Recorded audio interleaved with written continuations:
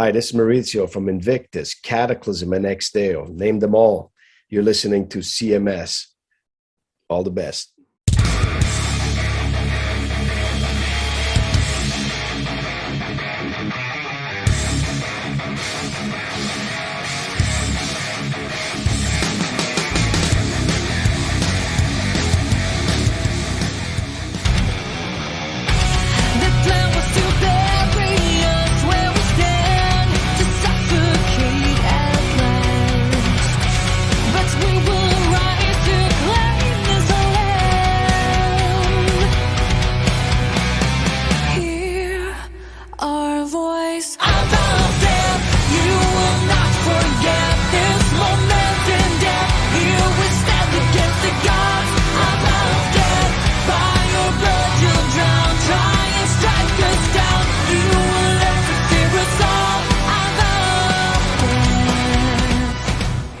CHRIS Akin Presents, and I, of course, am Chris Akin, and I couldn't be happier to be interviewing these guys right now, if for no other reason than this might be the most stunningly good record that I have come across this year. I'm going to tell you guys perfectly honestly, I generally hate these kind of records. I'm just telling you honestly, I love what you guys do. I think you guys are very miscategorized as a symphonic metal band, because I think that sends a very wrong impression of what you do. I think you guys are definitely a very heavy band, but acoustically, you know, it doesn't always work. And I know you guys know that. But yes. Before we get into all that, I guess I should say who you guys are. It is Madeleine and Rikard from the band Eleine. So how are you guys doing, first of all? We're doing good. Thank you. Yeah. And thank you for having us on your show. Really, really good, man. Yeah. You got a sweet setup, dude. Yeah. Thank really. you. Yeah. Like it. Thank you. Well, you guys have a sweet setup on this new release, Acoustic in Hell. It is, like I said, it surprised me. I hear a bunch of these things that come out, and I think a lot of times the bands forget what they're about. You know, they like, and I'll say like the Sonata Arctica, and I'm not trashing them. I'm just saying they put out 2 releases that were acoustic, and they're very mellow. And it doesn't quite match the work, the actual work that you guys have done or they have done for years. With what you guys have done, you've stripped it out, but at the same time, the heavy elements are still there. You know, the heaviness of the dual vocal is still there. The guitar lines, even though they're acoustic, are still very crunchy, very heavy. I have to imagine this was a major undertaking to do, to not only do it acoustically, but to do it in such a heavy way, no? I mean, you're kind of spot on. Like, each to their own, right? Mm-hmm. So Sonata Arctica went down that road, and many other went down maybe a slightly different road, but what we did was, like we always do, we ask ourselves, what do we think is the right thing to do? Right. Then like sit down and study how other people do acoustics. We just wanted it to be raw, and we wanted to be authentic, and we play metal, so why not do metal but acoustic? Right. So what possessed you guys to go in this route? Was it just that you weren't quite ready to write a new record yet? Because you're about due, really. I mean, it's been a few years since the last plugged-in record, I guess. But, you know, what was it that led you guys down the path to try and do an acoustic record? Well, we can just say that it's now when we're talking, it's almost 2 years ago we released Dancing in Hell. Mm-hmm. And as always, you know, you always write music, but we were invited to the Acoustic Adventures Tour with the Sonata Arctica, and we were invited as special guests. And that was supposed to take place in 2021. And, you know, we rearranged, we did the entire thing of doing this because, you know, we thought it would be a fun thing to do, a nice challenge. How would we do acoustic? You know, and so when it was postponed to 2022, we had already done the entire work. So we looked at each other, why not record this? And that was the road leading to this acoustic EP because it was a big challenge. It was, but it was very fun. And we did all of this meanwhile writing the next full-length album. So I can promise you guys, we have been super busy this year.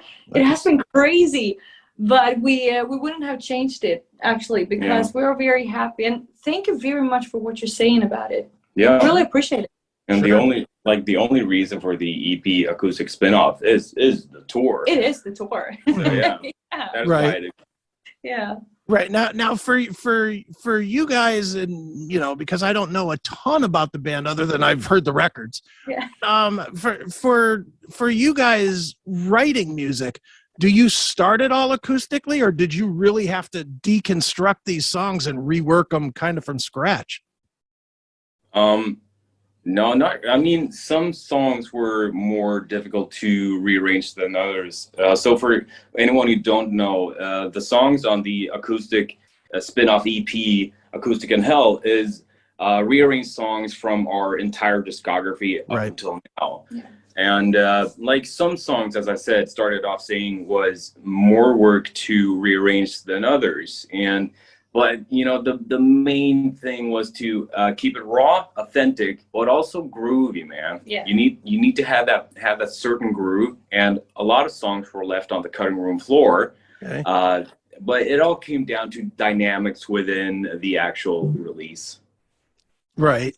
Well, listening to it, I mean, the one thing that really jumps out at me is the continued use of the growl vocals, which almost always disappears in acoustic, you know, or it gets mellowed to almost like a clean, deeper type of a thing.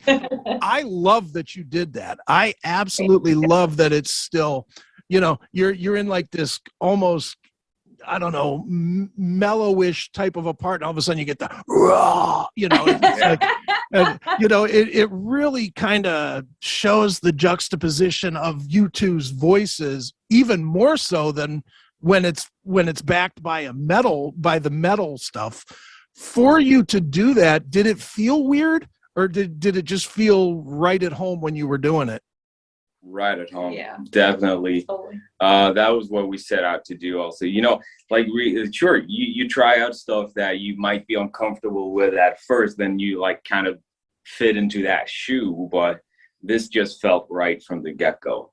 Right, certainly. Now, I got to point to one song, one of many, but I because it's probably my favorite song that you guys have done metalized, it's probably even more my favorite song that you're doing acoustic, which is Ava of Death. It's just such a, first of all, for anybody that hasn't listened to the metal version of it, I'm going to say that up front, go listen to the metal version of it, because that you almost have like that sort of Iron Maidenish sort of a gallop dun dun dun dun dun dun dun dun thing going to it. And you captured that you captured it acoustically without losing any of the intensity of the song. You know, so talk a little bit about the rework on that song. Was that one, and maybe it's only because I like that song a whole bunch more than others, but was that song more difficult to do because it is such a defined musical song, you know, in the plugged in version? Good question, man. So with Ava of Death, the thing that made it more difficult to rearrange others was to actually like contain the actual symphonic arrangement element to it, because they're gone. They're not even there. What you hear is what you get. Right. So one guitar does the like little things that the orchestrals do, or the keys do, and guitar and bass just goes just does that. So it made no sense for everyone to do the same thing. You had to have that progression within the song also. But yeah, it's a very, very, very square song, I would say. Yeah, we had to work a lot with the dynamics. Like here in the first verse there, it goes down to only the cajon and me, like, and the bass. Yeah, and the bass, exactly. To actually create the dynamic that we have in the original one as well. And it really came pretty naturally for that song. It really did. I'm very happy that you say that, because, you know, all of the songs are our babies. Sure. Yes, that is my favorite too as well, because I like how it can be that much metal but still acoustic, and that was exactly what we wanted, you know. Do acoustic but still metal. I can tell you this: when we play it live, performance-wise, it will not be played as you would think acoustic songs will be played. I can tell you. Yeah. Very good. Nice. Now, which song on the EP was the most difficult to translate, or was there one, or did they all just kind of fly out?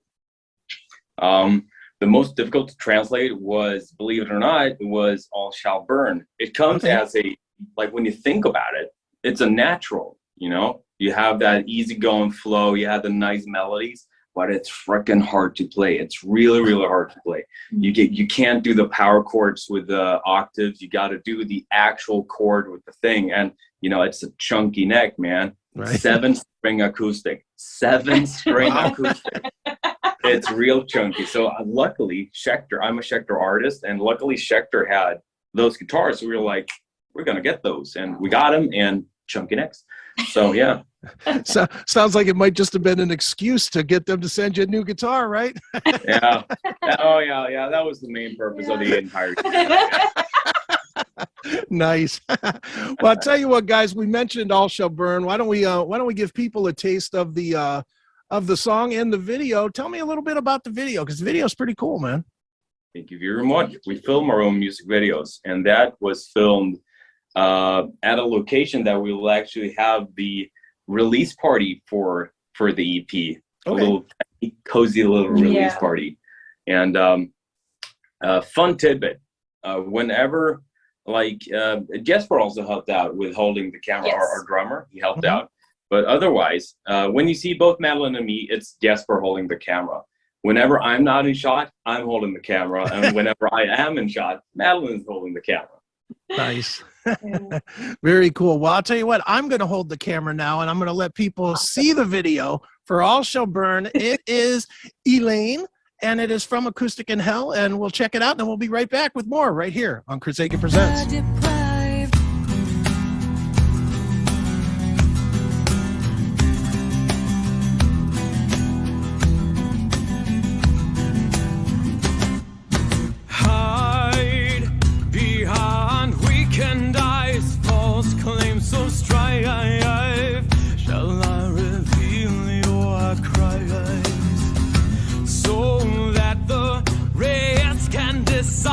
Between what's wrong or right, no, I refuse to be deprived.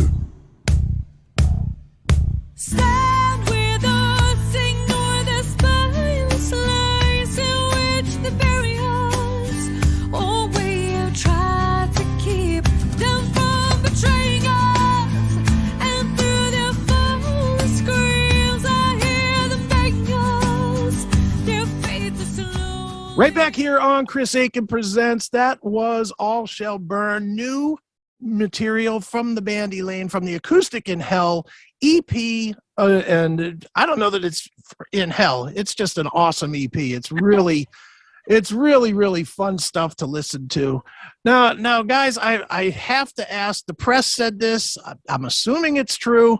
I don't know how the hell it could be true, but how did you record this whole thing with all the, especially vocally, in a week? That just seems amazing to me, because the vocals are so crisp and clean where they need to be, crisp where they need to be. And it just doesn't feel like it's touched up or anything. It just feels perfectly in focus. Yeah, thank you very much, man.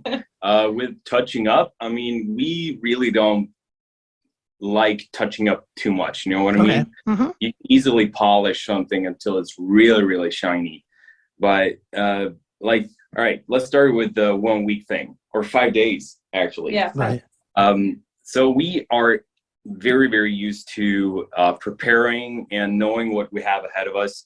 So we actually booked the studio time for 5 days. Okay. We knew we had to do this amount of songs per day, and then we made that happen. Yeah, and basically we went into the studio with the idea of that we wanted to make it like a live studio session. You know, you record from start to finish, and that's it, basically. And the initial thought was that we were all supposed to be there. I was just going to be in another room to make sure that the vocals were like what is it called now? Isolated. Yeah, thank you, exactly. to just make sure it was really good. But we had some private issues when it came to our beloved cat. She's fine, but she was so close to death. And you know, there are babies. So unfortunately, it was like 2 or 3 weeks of monitoring her, giving her meds and making sure she's not dying. 2 or 3 weeks of basically no sleep. And before the recording. And then we had to decide, all right, I need to stay home, take care of her, be with the guys in the studio via link, because, you know, we produce ourselves. And the guys went there, they did this live studio session thing, you know, from start to finish for 4 days, went super great. And as soon as they said, all right, we're done, they started to drive home. I drove myself up to the studio for 4 hours. And then I got home and sat with the link. Exactly. And I recorded my vocals during that day. We had 3 hours. It went super great. Everything just rolled very easily. Despite being so tired, you know, I just felt when I was there that still we want to have this lively vibe to it, so to speak.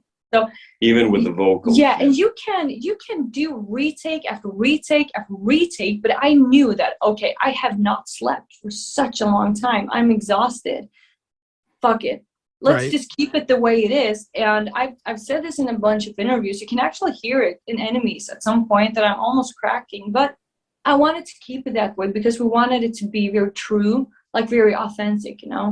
And so that is really how it went. And I'm happy that we stuck with it, because I am super anti, you know, whatever it's called, autotune or melody, but we never use it. I refuse to use it because I just think that if I cannot sing it in the studio, why should I keep it, you know, and just like fix it in the post-production? I don't see any sense of that. But with this here, you're even more exposed. You know, it's super raw, right? So I'm very happy that, you know, my body actually worked. That Friday I was going there, you know, tired after the 4 hours driving. I was like, I looked at Thomas, you know, the studio engineer, and I was like, I just need to actually just go in one go, because if I'm gonna stop, I'm gonna get exhausted. And I can say that we saved a lot of time by playing everything all at once, us instrumental guys, and you know, just being well prepared, knowing what we're doing, and well played together. Of course, well prepared. You know, we play like 2 or 3 takes per song. Just when it. Sure. Now I'm gonna devil's advocate this a little bit here, you know, because I know musicians. I know a zillion musicians. I guarantee you, there's stuff on here that you're looking at it now and going, maybe if we'd have spent more time here, or maybe if we'd have done this different. Do you guys have any of that stuff, or are you completely satisfied with where it is? I'm happy with it. Yeah, really, I am. I gotta say that I'm happy too. Of course, when I hear that part in Enemies that I mentioned, of course, yes, if I could do it now, it would be way better. But it still reflects what we went through at that time, you know. So why should I just polish it? I'm happy with it. I mean, I can like when you say that as a musician, it always comes down to what you yourself think about your performance, really, or 99% of the time. And I can feel that with some of my vocal parts, of course. But I know at the same time that's just me being me against me. You know what I mean? Sure. Sometimes you just have to be satisfied. Just, all right. I'm super satisfied with with the whole picture. Definitely. When I talk to you guys a year from now, you're gonna be like, "Oh man, we should have changed this, and this." Let's see, man. Let's see after the 7 weeks tour. Certainly. Well, let me ask you this: now that you guys have kind of proven that you can convert the music from the metallic sounding to the acoustic, do you think maybe you'll attempt at some point a musical project that's original, completely in the acoustic setting? As of right now, no, I don't think so. No. Okay. I don't know. Maybe you loved it, you know. We can't like take for instance the track "The World We Knew" from Dancing in Hell. technically that's solely acoustic piano, right? Exactly. Okay. So Yeah. technically we've already done that, and that's me sitting by the piano Yeah. doing the thing. And we never say never in a way. Yeah, You really. cannot say, what you want to do in 20 years from now. Maybe. Sure. It's not in the plans as for No, now. it's but not who in the knows? pipeline. No, exactly. But who knows? But it's a Right. good question. I like it. Sure. Well, now with you guys are obviously doing the touring and you're playing acoustic as well as, obviously in the future you're going to go back to playing full on metal shows. Will you adjust what you do to maybe having an acoustic breakdown in the middle of a set, or a song or two that's done acoustic that, almost as like a change up, even if it's just a change up for the band so that you don't get bored with, the songs that you have to play, every show? Well, Man, I don't know if we're at that point just yet anyways. But I mean, imagine if we're doing like a big release party for a future album, and you're going to have 3 hours of show, super epic, to just put in the acoustic set there in the middle of it, instead of actually taking a break, letting the audience leave, Right. like a rock opera. Or have it's an cool. Eleine cover band come in as a mid-act. There you to go. do the acoustic. Yeah, right? Perfect. Yeah. Very good. Well, you guys mentioned to me before we started that you're literally currently out on the road and at a place to play. And, so tell me about the road and how it's going for you guys, and what follows here, not only in the short term, but I'd imagine going into 2023. Yeah. Yeah. So right now we're at Full Metal Holiday in Majorca, Spain. Okay. So yeah, it's gonna be fun. Tomorrow we're playing a full-on metal set. It's gonna be great. Really looking forward to that. And then after that we have what, Madeleine? We have the acoustic release show, our own, more intimate, and right after that we're leaving for the 7-week tour with Antarctica, which Yeah. is the only tour we're going to do with this acoustic setting. Okay. So when that is done, we're jumping right into the next chapter, which will be, of course, the next album. So we have set it to many now. Next year there will be new original music, full on metal music, of course, from Eleine. So Excellent. would be awesome to talk to you then as well. Absolutely. Well, Yeah. you don't have to sell me very hard. I wish you guys would have. I wish you guys, as whoever was doing publicity on the last record, would have hit me up, because I would have had you. I really like what you guys do, and look, I'll just tell you honestly, I'm not the hugest fan of symphonic type stuff. I'm just, I don't know, it's too ethereal for me a little bit. But you guys don't seem to do that. I really don't find you guys to be Nightwish-ish. I really find you guys to be closer to a metal band than to a symphonic band, if that makes any sort of sense. Totally makes sense. It has become like when you say symphonic metal, you think of a certain type of band nowadays. And our influences is far from the symphonic metal bands, that you see on the scene now. We have very varied influences. There are like if we take like Nightwish and Ekberg, super good bands, man. In my opinion, of course. Then we have this like symphonic band. It's all corny as shit. You know what I mean? There are corny bands in all genres, but this has taken a life of its own, so, quote unquote, but as Madeleine started saying, we have loads of influences from like thrash metal, early 90s and 80s metal. A lot of death metal as well. I come from the death and black metal, and Rick comes from the thrash and grunge vibe. It's a great and fun combo when we start to write the songs. Yeah. So Right. maybe that is what comes through, and we appreciate you saying that. It's always interesting to hear. Yeah. It's not the first time we've heard someone say, so hard to say what you guys are. Right. Well, it really is, because and I can just speak for me when we're doing our live show with listeners. I don't like to classify a band. I like to make people listen to it, because I could say symphonic metal, and anybody who doesn't like Nightwish is turning me off before they ever give it a chance. It's not really fair. Especially, I'll go back to Ava of Death. You know, you hear Yeah. that song, there ain't no symphony there. That is straight up metal. Thank right? you, man. Exactly. I use a hashtag every now and then. It's only me using it, but you know, I like it. Metal mayhem. Yeah. That is Yeah. what I think when we perform. It's just, for me, this is metal mayhem. This is what metal is to us. This is what we breathe. This is what we want to give you. This is what we want to experience together with everyone, man. Right on. Well, guys, the new release, Acoustic in Hell. It is Eleine, Eleine, and I am going to tell everybody, as I tell everybody in every interview, buy it. Do not just stream it. You can stream it too, but please buy it. If you like it, buy it. It helps these guys survive and thrive and keep going. So please buy the material. And guys, where should we tell people to go to keep up with you guys and get tour dates and to buy the material?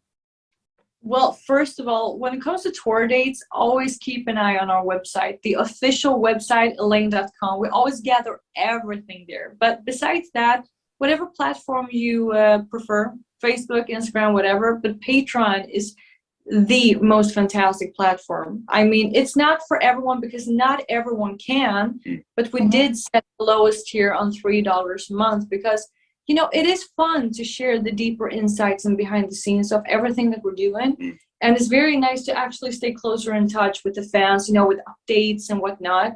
But social medias in general, whatever you prefer, but always go to Eleine.com for the latest updates about tour dates and, yeah, you know, pre-orders and whatnot. And also our label has a lot of nice merch, you know, with the upcoming release. I've gathered everything at Eleine.com. Oh, yeah. You find everything there. Right. And as Alan said with the Patreon, I can't stress that enough, that from the very lowest tier, you also get access to the Discord server. Okay. I can tell you what, man, like the music we write what we know, what we feel, and what we see. And our music has become this empowering thing because we know what it's like to be at rock bottom. Me with my personal stuff, like metal stuff, and Madeleine with her stuff also. Sure. And it has become this empowering thing. And those people who are really, really close to us, they are tattooing the symbol, the Eleine name, and just calling themselves the Eleine Legion. And we just love that. It's just this group of people that keeps on growing and keeps on giving. Yeah. It's amazing. It's not naive, but it is empowering. Right. Very, very powerful stuff. Very cool, guys. Well, guys, I figured the best way to end this is I would share some of the video from Enemies, which we talked about earlier. So what can you tell me about this video to wrap this one up? For Enemies? Yeah. Oh, man. All right.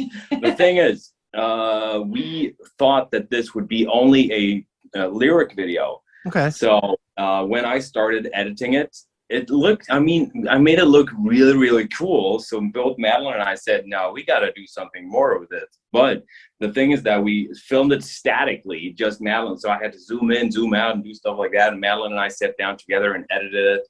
And it became this red battle hymn of the acoustic song. It's just like, it's just in your face, man. It's such a big contrast to the previous video, but also a big contrast to the original Enemies full-on metal song and video. But I get as pumped of both versions, you know? Pumped. Yeah, I get just as pumped by both. So we really hope you guys like it.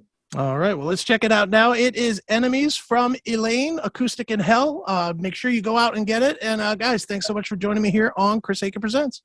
Thank you, Chris. Thank you.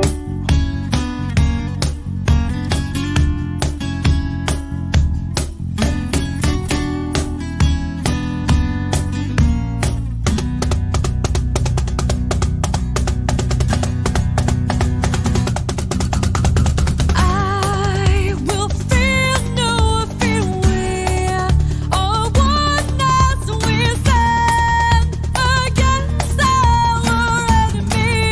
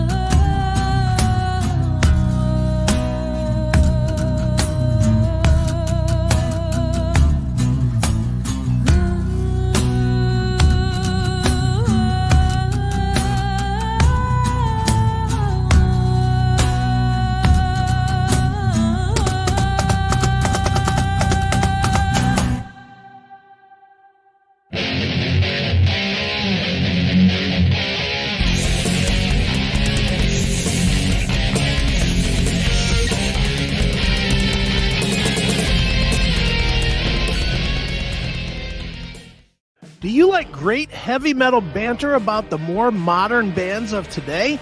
Then you need to be checking out Talk To Me. That's right, you need to be doing it. Featuring the one, the only, well, maybe not either of those two, but one of the bassists of Primer 55, Mr. Joshua Toomey, as well as yours truly. We dig deep into today's modern heavy metal world to bring you the best podcast in the goddamn game. So you should be watching. Get Talk To Me at youtube.com/notfest or wherever you get your favorite audio podcasts. New episodes come out every Thursday in audio form and on Fridays on YouTube over there at Notfest. Make sure you are tuned in. Talk To Me on notfest.com. Subscribe today.